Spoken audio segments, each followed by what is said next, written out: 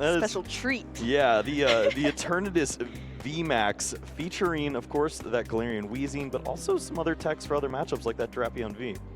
Yeah, absolutely. We do see it in the prize cards, at least one copy of. There's multiple, but one in the prize cards there on Brandon's side of things. We also see that Evital and the Stoutland be in the prize cards for Michael's side of the field as well. But I'm excited to see this match. We know that Pram went up against a Galarian Wheezing deck in the last round, came out on top, beat it, and that was just pure Galarian Wheezing, right? Yeah, we counted him out. We looked at the matchups and saw that he was faced against Rowan, and we're like, oh, that's not going to be a good matchup for you.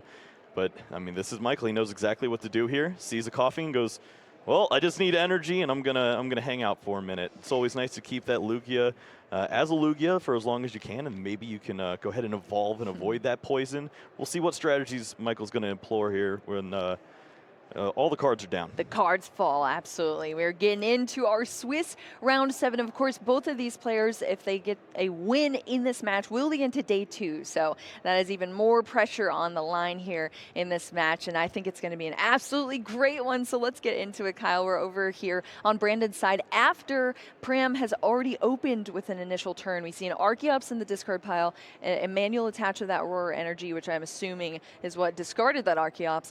But we're back over to Brandon's side now for the first turn. Yeah, we see the Eternatus V there, and that's plenty of information there for Michael. Says, oh, well, at least there's some Pokemon that I can use these gusting effects on and maybe start to use some of my abilities. And that's really the window that Lugia is looking for here. As soon as you see that Pokemon, you know at least you have one turn of Summoning Star as soon as you see a boss or a Serena. Yeah, I feel like we know Pram as maybe not being the biggest fan of this format, but still continuing to play Lugia, but at least getting some spicy matchups here, going against not one, but 2 Wheezing decks. So this is going to be fantastic. All right, so from Brandon's side, we are going to see a Temple of Sinnoh come down. Very applicable card here in this matchup, potentially.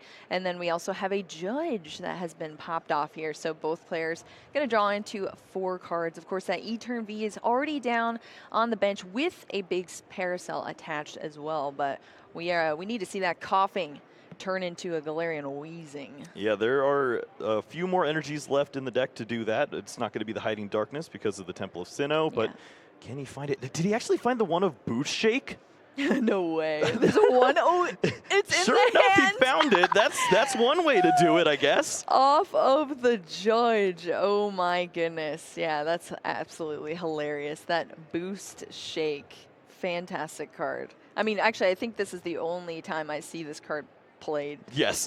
In the game right now. We do not see this very often, but sure enough, when you get this Pokemon down and you start blocking those abilities, it's a pretty good turn. Yep, so it is going to end the turn, but that's exactly what you want to be, because once that Galarian Wheezing is in the active position and that neutralizing gas is turned on here, there are no other abilities on the field besides that Galarian Wheezing, which means Pram cannot activate that V-Star power of the Summoning Star to get any Archeops out. Professor's Research is going to be the start here, though, for Pram. So let's see what 7 cards are drawn into off of this and where it can go, I suppose. Oh, well, plenty of energies, but that's not exactly what you're looking for here. Obviously, if you can find the boss's orders or the Serena, that's very nice, as you will have that one opportunity to use Summoning Star, but it's just a pass of the turn. Yeah, and having all the energy kind of stuck in the hand is awkward as well. You need some sort of recycle versus a research, which is also in the hand, but you don't really want to discard all of those. All right, so we are just passing after nothing happening besides that research there on Pram's side. Brandon now taking the turn away. We're going to see that Hisuian Sneasler. Yeah, this is a card to help increase the damage. You're going to go ahead and get the poison up to 6 per turn, and thankfully that last card there is the Crobat V. So we're going to see Brandon drawing up to fresh 6 cards, really looking for that energy, does find it. Yeah, I love when we get to see these sort of different kind of non-meta type decks be shown in action, because we see so many different variants of things that we don't get to usually feature on the stream, like the Crobat that you don't see a lot of times, that Sneasler we barely see, but also cards like Marnie, tried and true here, and that is going to be the one we see from Brandon Now drawing into 5 cards. Pram going to draw into 4, so at least those energy are back in the deck at the bottom of the deck, but hey, still not in the hand at a minimum. Yep, still looking for any way to move this Wheezing and is not finding it. And the clock is running. We see the 6 damage from poison. Yeah, that is severe poison here from that Galarian Wheezing. So, of course, that Sneasler boosting that poison damage. Now Pram is pretty much on a timer here. And at least there's a quick ball in the hand so we can get some more Pokemon onto the field. But this is just not a spot you want to be. A damaged Lugia V-Star, really no recovery happening here. Temple of Sinnoh is also in play. You have no abilities. I mean, this is just an uphill climb here. Yeah, this is tough. And it looks like he's thinking about the Lugia here. And is there ever a world where you're even thinking about retreating at some point? You just don't want all this damage to pile up, and you're trying to buy time to find the gusting effect. But this hand is just going nowhere right now. Yeah, definitely on the back foot for sure, and that can escalate even quicker depending on what happens here. I love this. Yeah, going for the Read the Wind. Just draw as many cards as you can in this stage. You need to find a way to move this Wheezing. Here we go. So that Lugia V going to come up there after that retreat for that Read the Wind. All right, so that means we're back over onto Brandon's side here. Hopefully, Pram drew into a couple of good cards there off that Read the Wind. And Brandon rocking with a couple of cards themselves here, coming down onto the bench. Of course, that Eternatus VMAX expands the bench, so we can see not only 5 Pokemon, but I believe it's up to 8 Pokemon. And then the Eternatus VMAX, I mean, it's not just the Galarian Wheezing doing poison damage and locking up the field, but even that Eternatus VMAX can hit real hard, taking one shots. It's 30 damage times the amount of dark Pokemon on the bench, I believe is what it is. No, I think it's all it's of them in play. No, you're right. It is Brandon's in play. Counting it so too. That's 9. He looked and he said, "Oh, I've got the switch. I've got the boss. Ooh, here we go. I can use the Forest Sealstone too to make sure that I get the perfect knockout lined up and just put the pressure on right now. Your opponent has 3 cards in hand. You have the Temple of Sinnoh down, and you can knock out this Lugia V-Star. There's always a point in this matchup where you eventually turn into the aggressor and you get rid of this strategy. And he's going for it very early, and I think it's right. Yeah, I agree with that for sure. I mean, Forest Sealstone as well, just being a perfect card to slot into this deck as well. Just giving you a nice V-Star power, always great. So that is, of course, only used once per game being flipped there for Brandon to get those cards. And we're starting to see this big bench here stack up. Tons of damage here. It's 30 per Pokemon, including the active. Also, it has to be strictly dark correct Pokemon here to have the 4 and 4. That's the best way to play the layout. bench. Very optimal. Absolutely, yeah, the layout there. It's easier to keep track that way instead of it going off the field, definitely. Oh my goodness, another Crobat hit in. We already saw this Crobat hit the bench here, and you can only activate 1 dark asset per turn, so no card draw off of that Crobat, but it's going to boost the damage for Brandon here. Yep, just going ahead and doing the math here. Yep. Going to see 8 dark Pokemon, 240. That's going to be a knockout. Ooh, there we go. That Lugia V-Star being taken off the field here from Brandon. Down 2 prize cards, only 4 left to take, and Pram is so far behind, and that's going to be the scoop up for Pram. Wow. Yep, he looked at that hand, so there is nothing I can do. I'm not going to play with a Pumpkaboo. Let's go to game 2. True. Yeah, I mean, you could pull out the Pumpkaboo, start stampeding. You never know, Kyle. Yeah. No. I'm actually very curious to see what happened in Pram's last round against the Galarian Wheezing. Because, yeah, like on paper, like how do you even play that matchup? But somehow pulled it out here. Unfortunately, cards are not in Pram's favor this time around, at least in that game. But hey, we're headed into a game 2. Let's see if the tables can turn here on Pram's side of things. Yep, is Brandon the kryptonite to Michael Pramawat and trying to end the continued regionals runs that we've seen from him. Down 1 game early on, but still has plenty of time left here. And if you are going to lose a game like that, then of course it's nice to only lose 8 or 9 minutes during that whole process. Understands the matchup, saw a lot of good cards there, and probably got a good feel for what this list is now. So yeah, definitely. Could see Michael take advantage of that, maybe if he draws one of those gusting effects. Yeah, true. That would be quite nice for sure. Get out of that lock there that is so crippling to Pram's deck. There's so much history between these players. Do you think when they're sitting down for this match that's like mentioned between them, like, hey, you know, it's a rematch, 2014. Yeah, 9 years ago. Never forget. Never forget. Yeah, they remember every single play vividly. Yep. Lives rent-free in there. Oh, I'm sure. I feel like that's one thing Pokemon players are so good at, just remembering like very frivolous things. I mean, not really frivolous because it's locked in your memory forever. You're like, I know when I lost this and I know when I won this. I don't know my social security number, but I remember that match from 12 years ago. Yep. Yeah, the exact plays. All right, let's check out these prize cards for both of our players here. Lots of Pokemon there on Pram's side. Yep, and seeing that Lumineon down is a little unsettling, but still one left. The 3 gusting effects there, the 2 boss and the 1 Serena still available, so that's what Mike wants to see. Absolutely. Hopping into this round 2 here in our Swiss round 7 at game 2. I mean, Brandon got pretty lucky in that game 1 as well. Hitting that boost shake was pretty wild turn 1. So maybe we'll see a little bit of a slower start potentially, but hey, you never know. But we're starting over on Michael Pramawat's side here. Now, Stoutland V in the active here, and then we're jumping straight into a capture energy to get another basic Pokemon down.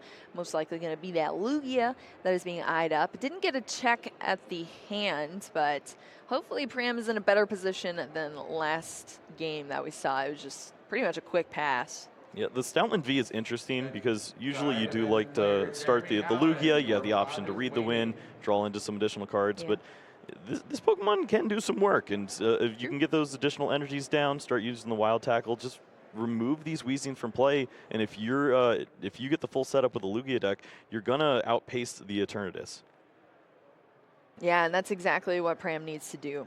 You need to avoid any disruption from your opponent's side, and you also need to make sure that you are taking these damage, these threats off of the field here, because once Brandon gets going, and it's a full bench of 8 Pokemon on the bench, 1 inactive, hitting disgustingly hard damage, I mean, you're in a tough spot for sure. So we'll see if Pram can get a nice little start here. And I mean, Ultra Balling away and Archeop's definitely a way to start. Radiant Charizard is going to go into that discard pile as well. Rangaroo coming down onto the bench here, so we can at least utilize that Primate Wisdom for the hand for this turn as well. Yep, that's a nice addition to the field this time around. Maybe can help clean up those draws a little bit, as this could get a little awkward. We do see that the supporter for the turn, for next turn, of course, the Professor's Research is going to be placed on the top there, so maybe avoiding some of those issues there, and does find Serena, which is a card that he really wants after you play down the Lugia V-Star. Yes, absolutely. That is for sure. But yeah, definitely prepping that research there. We did see tons of Marnie from Brandon's side of the field in the last game. So having that out to the Marnie so you don't have a dead hand that you draw into is so essential there. So starting off with an Ultra Ball here on Brandon's side of the field. Ultra Balling away an energy, and I believe that is a Marnie, I think. I can only see the corner of the artwork there, but I'm pretty sure I've seen that card plenty of times. Yeah, once or twice. It has definitely ruined a lot of dreams. And absolutely. It also lives rent-free there, but it's going to probably be the strategy here. We did see the Dark Energy in hand as well, so pretty solid start there. I think it looks like Forest Sealstone too, so really great opener here for Brandon. Yeah, the Forest Sealstone is so nice in this deck. So nice. I love it being used in decks that didn't have a V-Star power, and now they do. It's quite nice.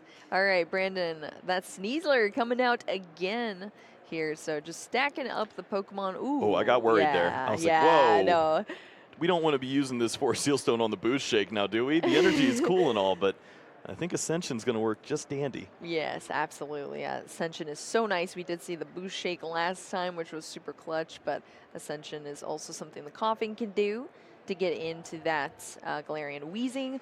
That Crobat is going to get the 4 Seal Stone on the field here. Ooh, very similar to game 1 here. Wow. On the first turn for Brandon, the Temple of Sinnoh and the Judge, which is exactly what we saw on that turn 1 from Brandon in the last game. Let's see if it pans out here. I mean, this is going pretty smoothly here, Kyle. Yeah, and I mean, just the Judge in comparison to the Marnie. There was a research sitting on the top of the deck there with the Oranguru, so this is fantastic. And I really liked the ordering that we saw there with the Forest Sealstone. Actually held on to that, drew with the Crobat, and then placed it onto the Crobat V instead of throwing it down on the Eternatus and drawing 6, because he understands having that big Parasol there at the right time is so crucial to keeping that Pokemon around. Yep, so definitely just playing to all of the outs here for sure on Brandon's side of the field, leaving open crucial tool spots, drawing into cards. I mean, sequencing has been amazing so far. There's another Forest Sealstone Choice Belt in the hand, so those are 2 tool cards with an energy as well for the hand, which is a little scary depending on what that top deck potentially is down the line. But we're just going to see that Ascension here off of the Coughing. So that Galarian Wheezing is in the active spot now, which means no abilities on the field except for the Wheezing, unless Pram can switch that Wheezing out of the active position, which then negates that ability. So we'll see what happens here on Pram's side, but I believe there's only 1 Archeops in the discard at this point in time. I'll just wait 5 seconds. I know, right? Here it comes. There we go. Very nice. Professor's research. So this was the hand that Pram got off of the Judge as well. So actually pretty solid here.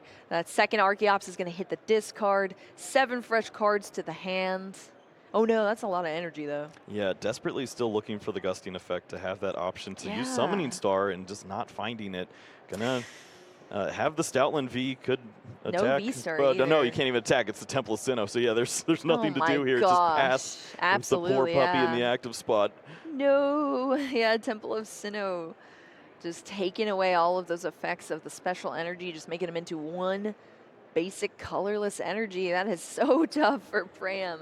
Still no V-Star down either on Pram's side. Brandon popping off the Forest Sealstone now for this Eternatus deck here. I guess Wheezing deck at this point. I don't know what the main thing is at this point, Kyle, but here we go. That V-Star marker being flipped over here, searching for a card, eyeing up and actually taking out the Ultra Ball. Yeah, I like this a lot. You could see players just go ahead for the Crobat, but in this instance, you're trying to thin down that hand a little bit and draw into some additional resources.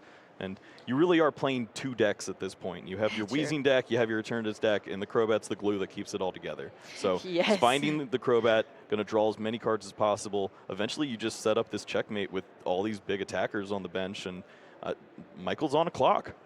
Yeah, definitely. Timer ticking down for sure. And that's why it's so good to have access to the Crobat. I mean, we used to see Crobat all the time in all sorts of decks. Same with Dedenne as well. But yeah, that Crobat V is so nice when you can play it, draw into cards, but then still have access to a supporter for turn as well. It's so crucial here. And Brandon is executing this flawlessly. Here we go. Let's see what cards were drawn into off of that Dark Asset ability. Yeah, looks like the Marnie was found, if that is something that Brandon wants to work in this turn, and it is going to go for that.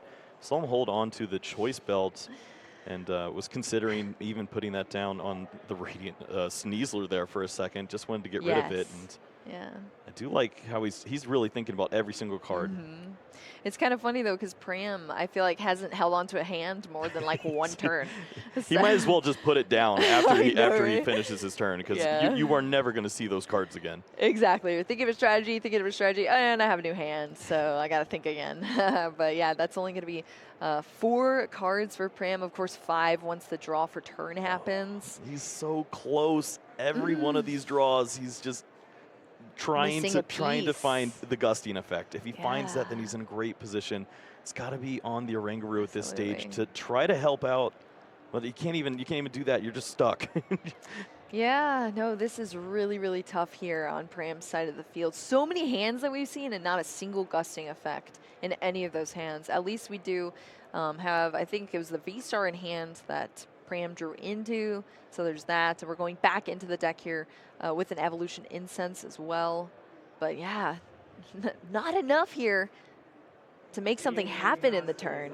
Yeah, I think that he's looking at eventually going for another Lugia V, and then Okay. after you lose the Stoutland, you could just try to read the wind a few times. You just have to draw cards at this Oh, stage, and I it's know. awful that the Stoutland is stuck in the active spot because With the Temple of Sinnoh in it has play such a high retreat too. cost and the Yeah. temple's out. Yep.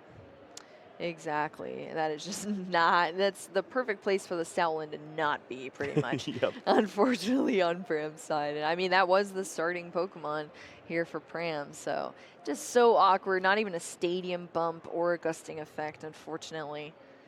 So we'll just have to see. I mean, we're still seeing manual attachments of energy. There's plenty of energy that Pram has had in the hands, of course.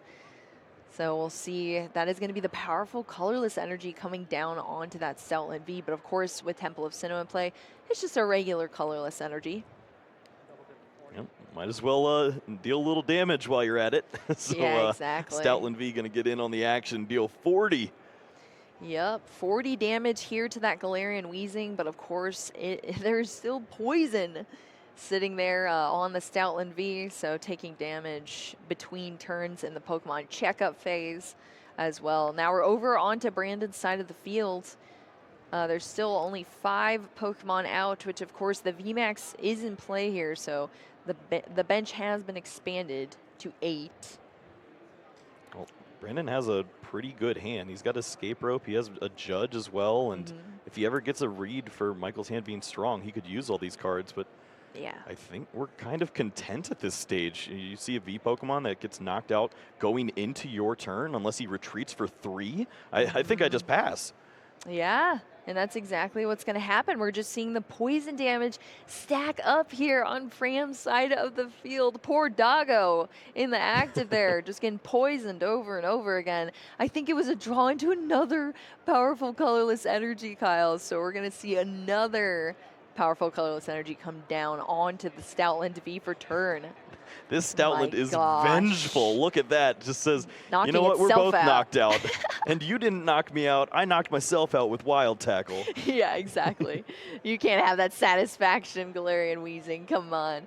All right, so that Wild Tackle, of course, it does 30 damage to yourself there. That Stoutland V is off the field, as well as that Galarian Weezing. There's not another Galarian Weezing yet, at least on Brandon's side of the field, but there is a Coughing that is eligible for an evolution here on Brandon's side. So Michael Pramawat is going to take a prize card there off of that Galarian Weezing. Coughing's going to be promoted here from Brandon's side of the field, and there's a Weezing already in hand too. Oof. Oh, no. Yes. Yep. So sad. That is tough to see. Yeah. But it looks like Brandon quickly identifying there is also a route to take prize cards here if he so chooses. Because look at this, Lugia V 220. That's going to line up really well with a nice hefty bench there. Yeah, I guess if you can just clean up the game as quickly as possible, you might as well. I mean, that's exactly what we saw in game 1 here from Brandon. Just going super aggro, taking the prize cards, no way for Pram to respond to it because just being so many turns behind. And if you can clean up a nice 2-0, I'm sure that's what Brandon is going to want to do here. Yep, just thinking about it, trying to figure out, is it worth working in the Judge early? Do you go for a different Pokemon, then try to Judge and find Crobat, or do you do the Crobat now at this stage? Certainly are a lot of odds to think about. The Galarian Zigzagoon also is a nice card to consider here. Getting the 10 additional damage onto the Lugia V softens up those numbers to where you only need to have 7 Dark Pokemon in play. Yeah, still a lot to come out here, especially if you don't get the cards you need to retrieve those Pokemon out, but there is a lot of Pokemon search in this deck, and then of course if you get that Crobat V, you can draw into even more cards. So it's I've played against many Eternatus in my day where they get to a full bench in just one single turn.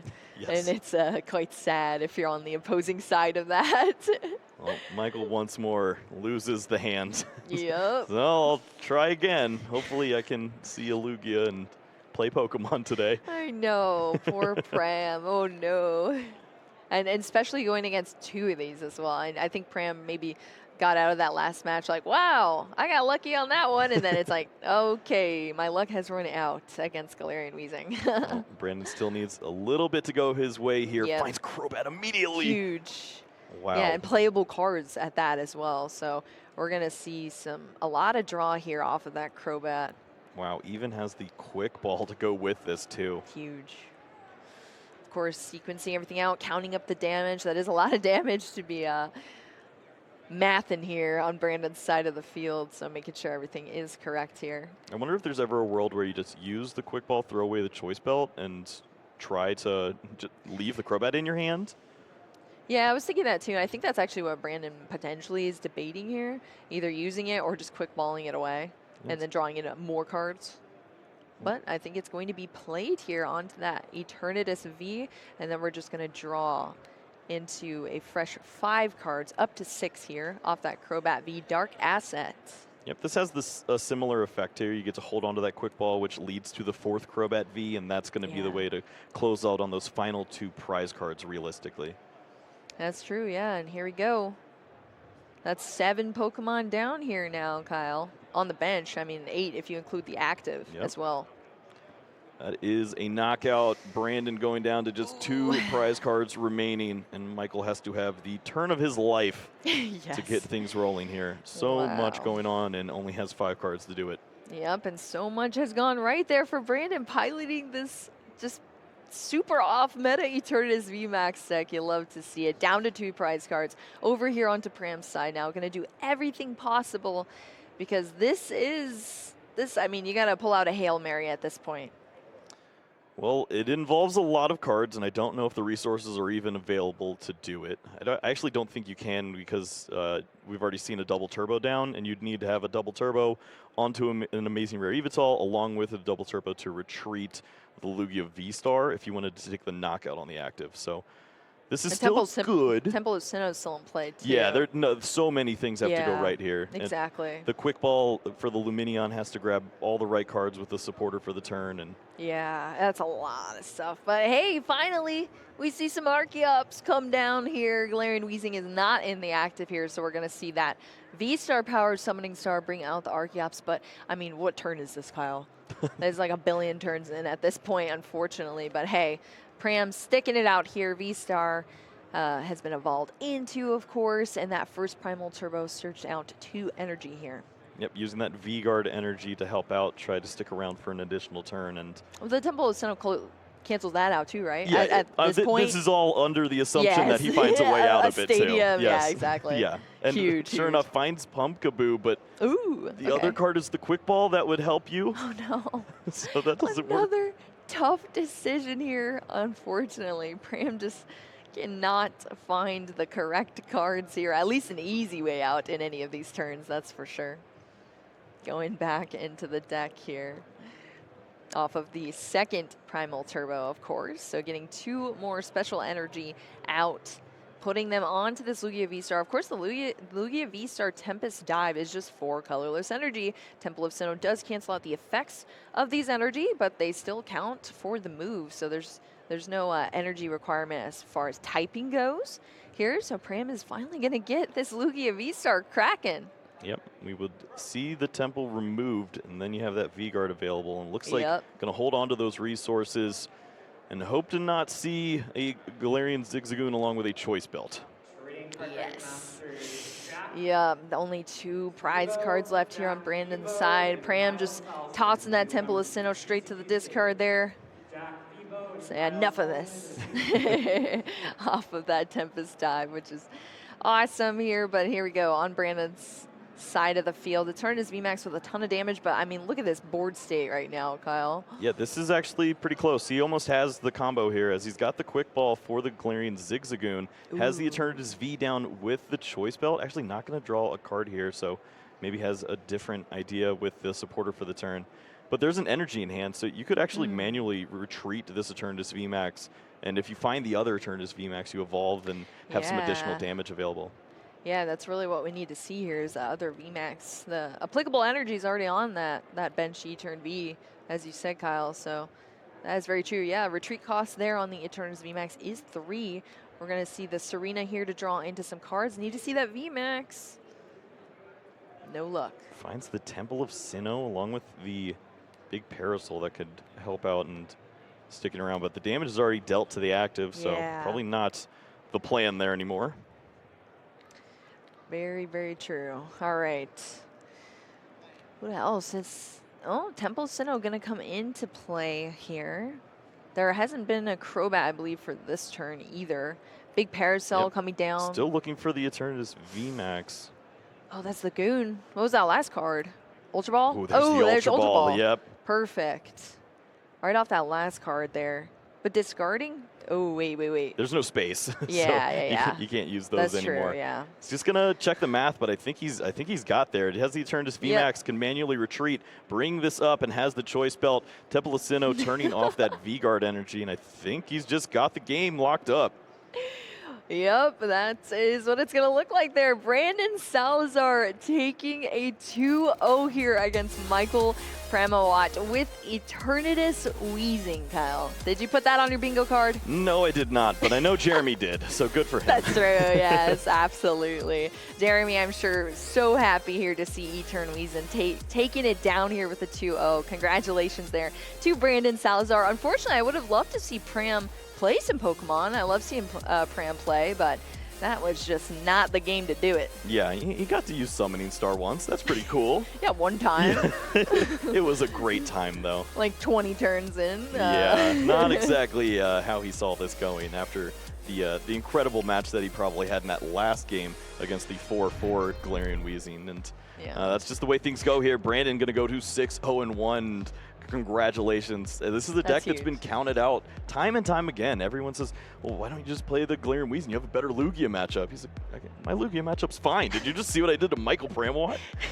Yes, absolutely. And now it's in day 2 as well. We definitely have to mention that. Brandon making it into day 2, smooth sailing. Still several games to play here today, but I mean, racking up those points, especially when you are kind of a rogue deck wandering through the field is nice to see, I'm sure, on Brandon's side of things. Yeah, and I'm curious to see if Brandon's going to be continuing to play and maybe work towards that invitation at Yokohama. Haven't seen him in like the recent years. Obviously had that big finish in 2014, has been sticking around, found a bunch of finishes here and there, but maybe is going to go for it now that it has that opportunity there. So this is the question now, Kyle. If you say some bad things about the format, is this what happens to you? Yes, yeah. Well, Pram?